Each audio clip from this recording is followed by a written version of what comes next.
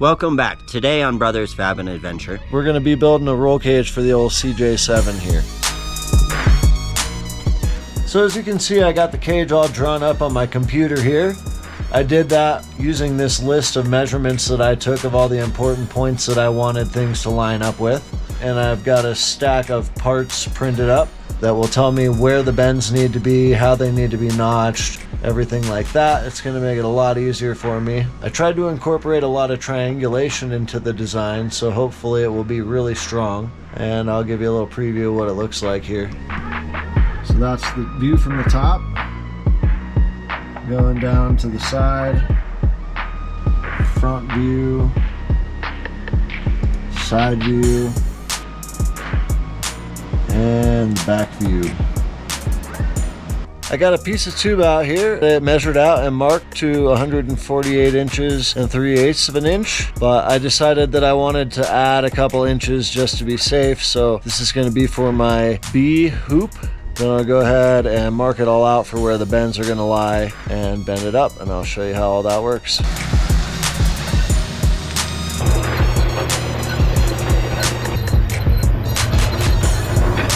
I just got done marking out the start points of all the bends here and a line drawn on the top so that I have a zeroed out level line that I can make sure that things are perfectly level and straight. No compound bends on accident, that sort of thing. So just did it as per the instructions and added 2 inches to all the measurements because I added 4 inches overall to the length to have a little extra just so I didn't end up short.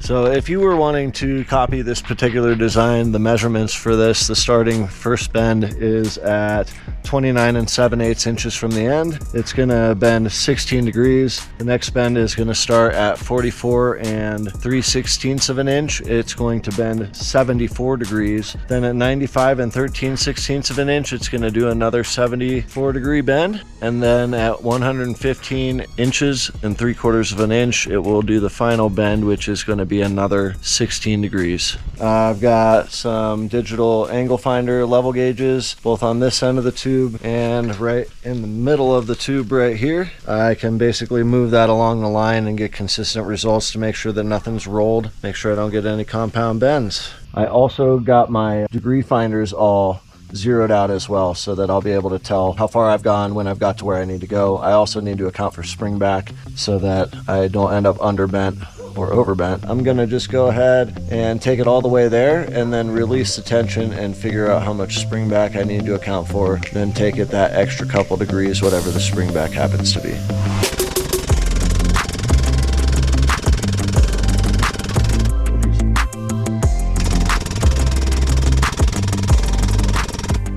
Alright, so 16 degrees on this guy right here. This one says 18.5. They're sometimes a little bit different than each other. So we'll go ahead and check that and figure out the spring back and bend it a little more after that. As you can see, I got this first bend completed here. I double checked the angle with the digital angle finder, protractor, whatever you want to call it. Looked pretty good. I'll double check it again before I'm all done, but I went ahead and repositioned the tube to the second bend, and I'm going to go ahead and get that started now. It's getting bent to 74 degrees. This first bend was 16.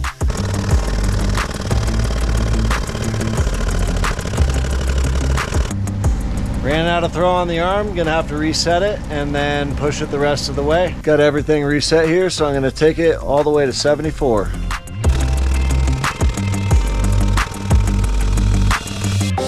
Now I'm just gonna release the tension on the ram and figure out how much spring back to account for.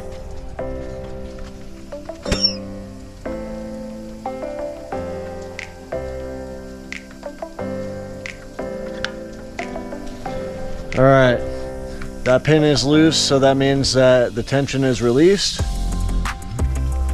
Looks like about 5 degrees of spring back or so. Should be able to take that right to about 79. One more bend and I can see how it looks.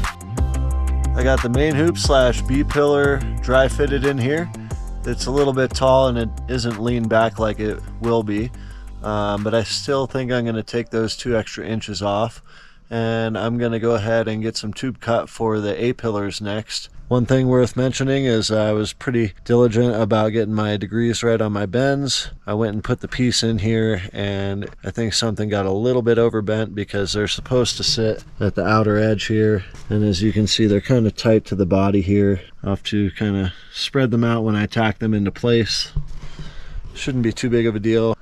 You can see it's kind of leaning out there, and it's kind of leaning the same way here. So I think that what that's telling me, I'm kind of seeing it from the front too, is that this side is going to need a little more cut off of it to make sure that they're parallel. All in all though, turned out pretty nice, I think, for doing such a big piece all by myself. Both these A-pillars are going to be cut to 90 and 5/8. Not going to add any extra to this one. Just going with it at this point. Trusting the software here. I'm going to do the first bend, which is at 23 and 9/16 of an inch. And it's going to get bent 36 degrees. Then I'm going to relocate to the next starting line, which is at 50 and 7/16. I'm going to rotate the tube upward. The bent leg is going up 20 degrees. And then I will do another bend there, which is a 59 degree bend.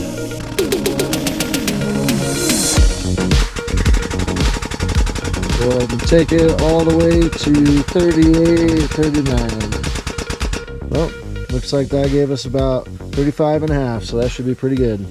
I got this next bend all ready to go here. Got about 20 degrees of angle of rotation upwards. And I got to take it to about 59 degrees, so I'm going to go ahead and get started here.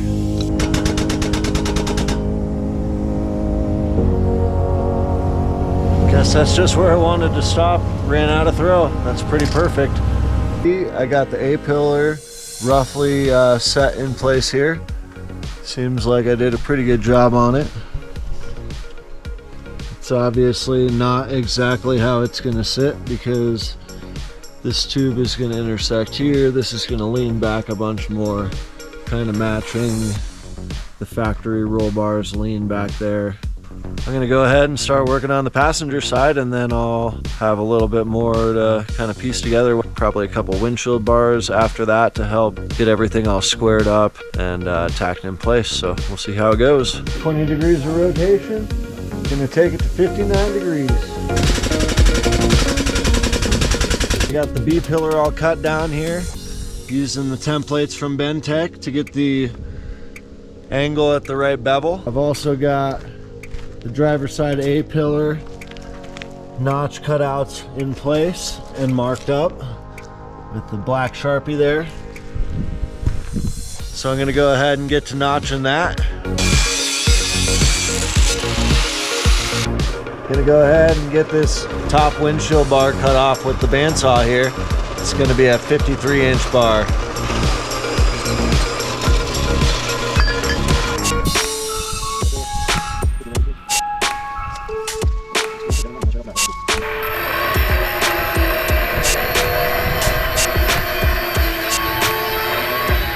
Now that he's got these couple tubes bent, he's gonna drive it on over.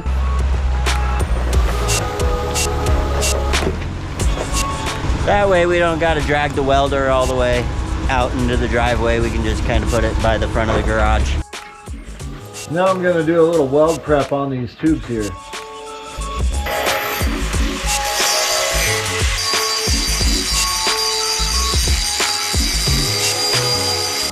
I'm also getting the rockers prepped here so that the tubes that intersect with them have clean surfaces to weld to. So I got the back one there and partway through the front one here.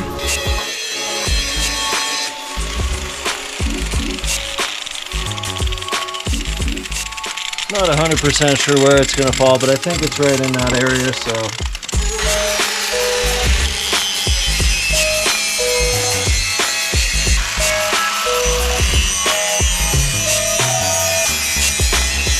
Alright, I got all the pieces prepped for weld for the most part, except for now I'm just going to do some sanding where there's intersections, like the middle of the windshield bar tube.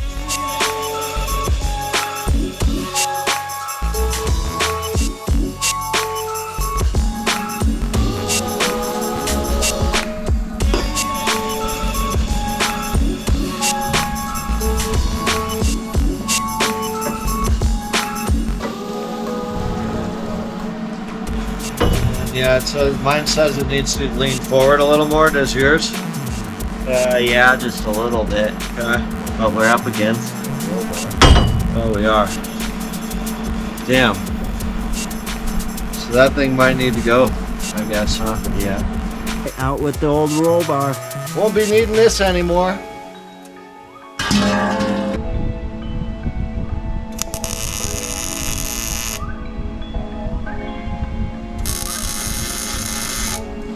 I guess it pretty much lines up about at the wheel well opening. It's about 6.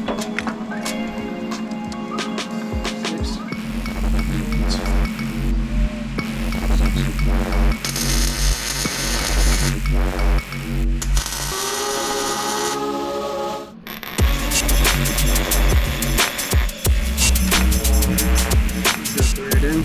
Yep.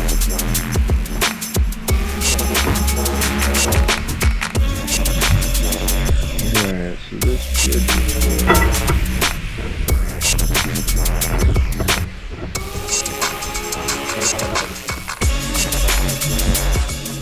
We got the main structure of the cage all tacked together there. I got a stack of paper with different notches for the harness bar, the lower windshield bar, the diagonals on the top, and the center bar on the top. Hopefully that'll get us into a place where it'll all stay real square. We can take it off the rockers and store it inside until we can get back to finishing it off.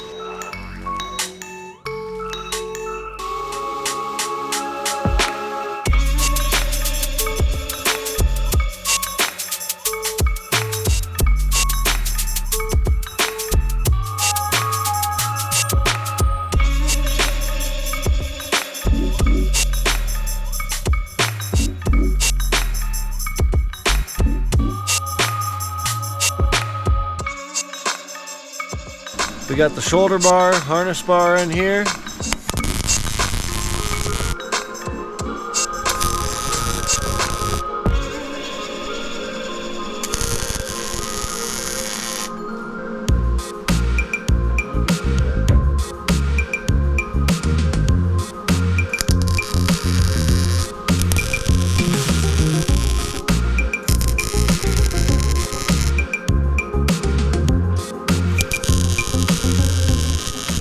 It's a new day and I'm out here working on the cage again. I did a lot of checking kind of for squareness and different heights and stuff like that. Just trying to make sure that this is as good as I can get it. I did find a couple little discrepancies, nothing too crazy. I think I can live with it. This is my first cage build ever, so I don't expect it to be 100% perfect, but I'm gonna get it as close as I can. So what I'm going to do is move the windshield bar back about 3/16 to 1/4 of an inch to close these gaps up.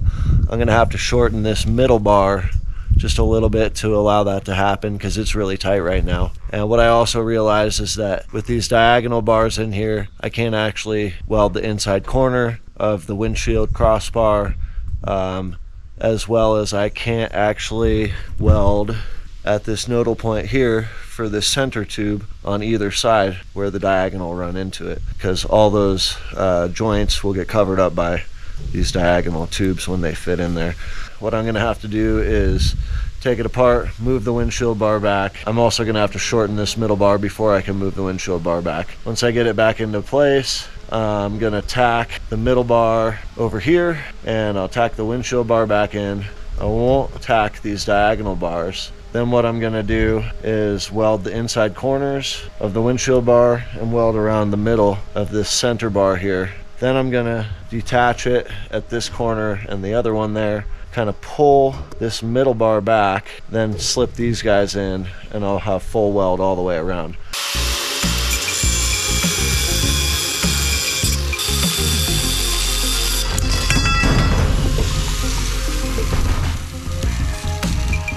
Wow, there goes the windshield bar.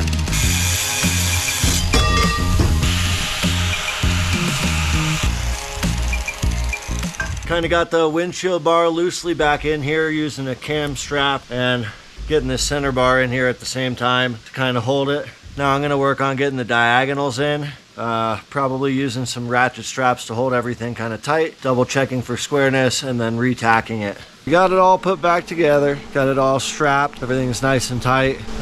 Fitments are all pretty good, checked everything for squareness. As best as we can tell, everything seems pretty even and square and parallel where it should be. So we're gonna go ahead and start tacking it in. And then I'm going to take the diagonal bars out and weld the inside corners, which I will probably need to disconnect the B-hoop from the A-pillars to do that. So show you how it works.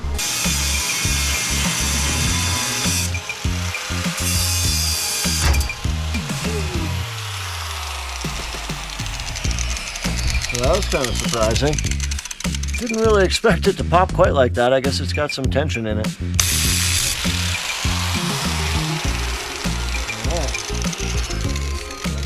Up there. There we go. One out. There's two out.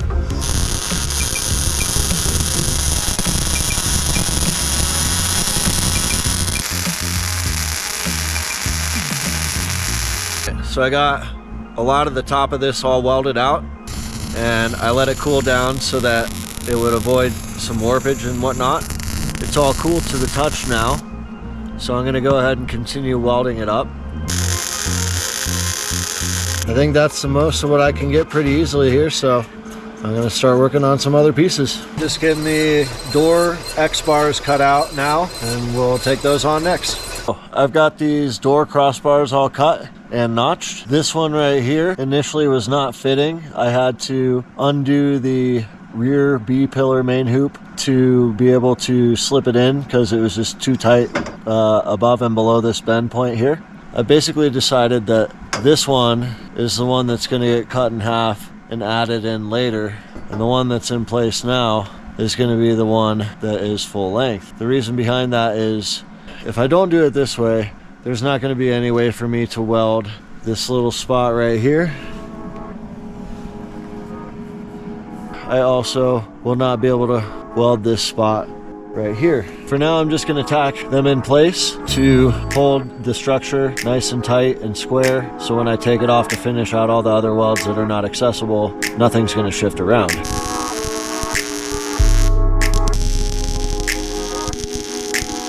I got these two roughed up. They were definitely not right. As you can see, I have a little bit of fine tuning to do. It's kind of my rough estimate of what they need. I'll take a little less, fit it up, and go from there. So, still not quite there, but we're getting a lot closer.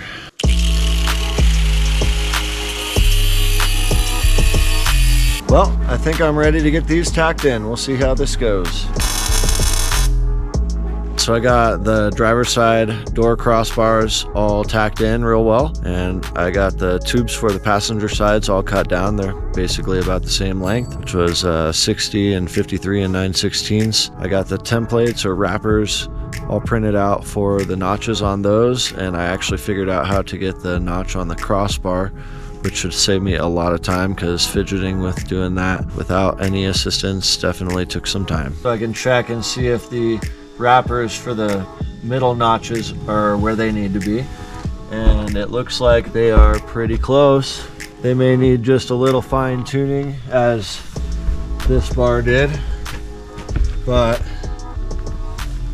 from what I can tell, that should work out pretty nicely.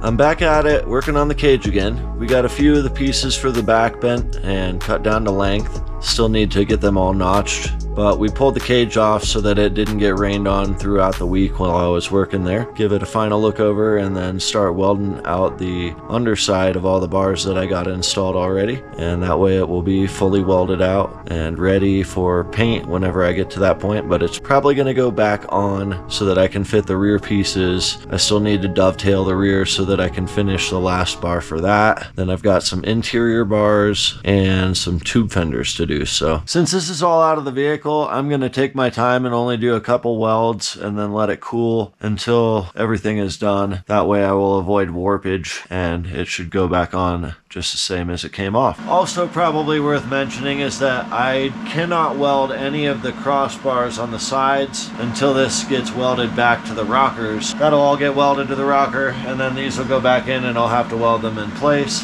which also adds to the complication of what's kind of the order of operations I do this in. Still mulling it over. I should figure it out eventually, but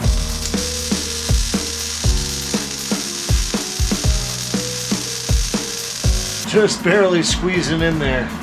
Move to another area of the tube so that they're not close together and heating up a bigger area.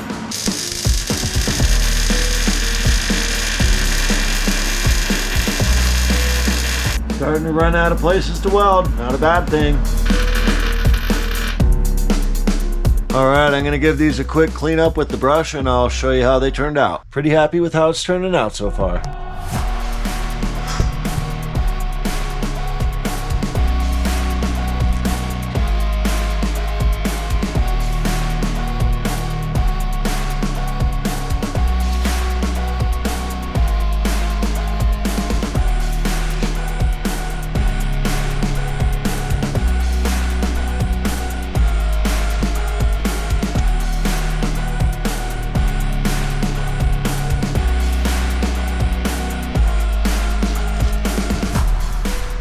That's going to be all for this time. Stay tuned to see how the cage build progresses in part 2.